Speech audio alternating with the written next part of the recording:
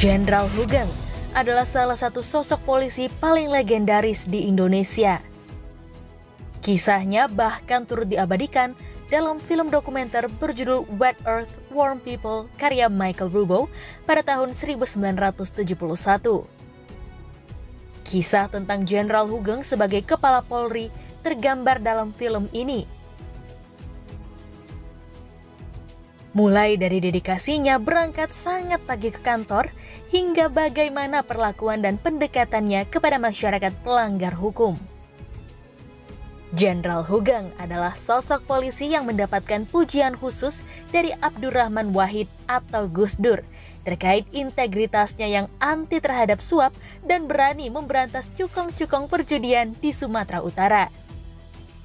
Lalu, seperti apa sejarah jenderal yang masih dipensiunkan dini saat usianya 49 tahun oleh Soeharto? Hugeng Imam Santoso, atau lebih dikenal dengan Jenderal Hugeng, adalah salah seorang putra terbaik bangsa Indonesia. Tidak hanya disegani di kalangan Kepolisian Republik Indonesia, Kepala Kepolisian Negara Republik Indonesia kelima ini juga begitu dicintai oleh masyarakat Indonesia. Sepanjang hidupnya, pria kelahiran Pekalongan 14 Oktober 1921 ini dikenal sebagai polisi yang jujur, tegas, sederhana, dan berani. Demi menjaga integritas sebagai Kapolri, Jenderal Hugeng rela hidup sederhana dan pas-pasan. Di bawah kepemimpinannya, para pelaku kejahatan tidak berani berkutik. Sayangnya, karena sikap tegas dan keberaniannya tersebut justru membuat Hugeng diberhentikan dari jabatannya oleh Presiden Soeharto. Tentu saja, pemberhentian Hugeng ini menyisakan sejumlah tanda tanya besar karena masa jabatannya sebagai Kapolri saat itu belum habis.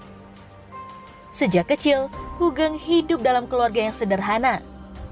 Meski begitu, Hugeng kecil sudah dididik menjadi pribadi yang disiplin dalam berbagai hal. Setelah tamat dari Hollands Inland School atau HIS, ia memasuki Meer Utrecht Lager Onderwijs atau MULO, yaitu pendidikan menengah setingkat SMP di Pekalongan. Setelah lulus MULO, Hugeng melanjutkan pendidikan ke Algemeen Middelbare School atau MS, yaitu pendidikan setingkat SMA di Yogyakarta. Kemudian, ia melanjutkan kuliahnya di Red Hot School atau RHS di Batavia.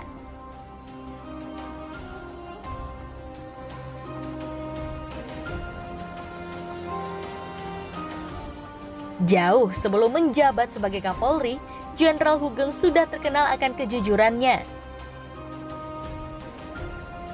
Saat bertugas di Medan dengan pangkat Kompol, Hugeng mengobrak-abrik bandar judi. Ia membongkar suap menyuap para polisi dan jaksa di Medan yang menjadi antek bandar judi. Hugeng tak mempan disuap. Barang-barang mewah pemberian bandar judi dilemparnya keluar jendela. Lebih baik hidup melarat daripada menerima suap atau korupsi. Itulah prinsip hidup Hugeng yang ditirunya dari Wakil Presiden Muhammad Hatta. Pada 5 Mei 1968, Hugeng diangkat menjadi Kepala Kepolisian Negara, yang sekarang disebut dengan Kapolri, menggantikan Sucipto Jododihardjo. Selama menjabat sebagai Kapolri, Hugeng langsung melakukan pembenahan beberapa bidang yang menyangkut struktur organisasi di tingkat Mabes Polri. Hasilnya, pembenahan tersebut terkesan lebih dinamis dan juga komunikatif. Selama menjabat sebagai Kapolri, ada beberapa kasus yang cukup menyita perhatian masyarakat. Salah satunya kasus Sum Kuning. Kasus Sum Kuning sendiri merupakan kasus pemerkosaan terhadap penjual telur Sumarijem yang diduga pelakunya anak-anak petinggi teras di Yogyakarta. Peristiwa yang terjadi pada 21 September 1970 ini menjadi pembuktian integritas sosok Kapolri Hugeng yang berani menyidik kasus tersebut. Kemudian di tahun 1971, ia hampir memasuki 3 tahun masa kerjanya sebagai petinggi kepolisian. Kemudian pada Januari 1971, ia membentuk tim pemeriksa Sum Kuning untuk menyelidiki siapa saja yang terlibat dalam pemerkosaan Sumarijem. Dalam perkembangannya, Kapolri Hugeng melaporkan kasus pemerkosaan tersebut kepada Presiden Soeharto. Namun, bukannya memberi dukungan, Presiden justru meminta agar kasus tersebut diambil alih oleh tim pemeriksa pusat atau Kopkamtib. Sejak saat itu, Kapolri Hugeng kehilangan jejak perkembangan kasus Sum Kuning. Sayangnya, karir Kapolri Hugeng tidak bertahan lama. Tak lama setelah investigasi kasus Sum Kuning, pada 2 Oktober 1971, ia dicopot sebagai Kapolri dan digantikan oleh M. Hasan. Hal inilah yang kemudian menjadi salah satu bukti bahwa Kapolri Hugeng selalu berusaha menjadi pengayom bagi warga Indonesia dan berani menghadapi siapapun.